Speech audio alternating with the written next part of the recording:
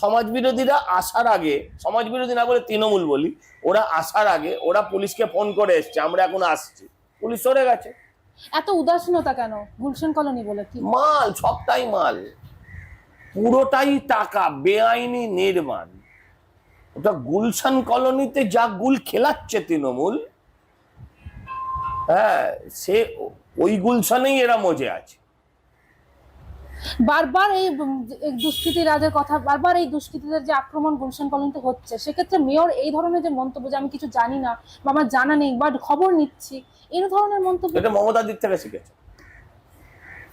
বললো পার্থর কিছু হলে আমি দেখে নেবো, তারপর বেরোলো পার্থর খাটের ওপরে অর্পিতা, খাটের নিচে 52 কোটি। তখন বলছি জানি না তো, এরম পার্থকে আমি চিনি না তো।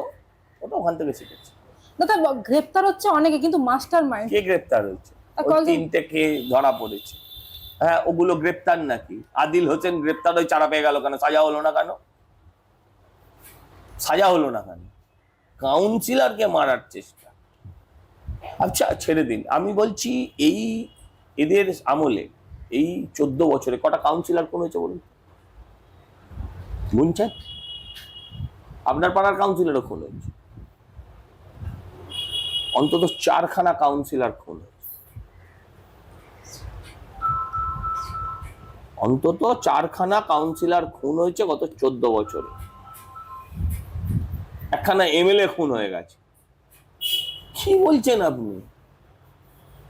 বাংলাদেশ থেকে একটা এমপি এসেছিল, এ রাজ্যে সেও খুন হয়ে গেছে। নিরাপত্তা 4টা 5টা হতো যদি সেদিন গুলিটা বেরোতো। তাহলে কি বর্তমান রাজ্যের অবস্থা এই গুলশান কলোনির মতো? পুরো রাজ্যটাই গুলশান কলোনি।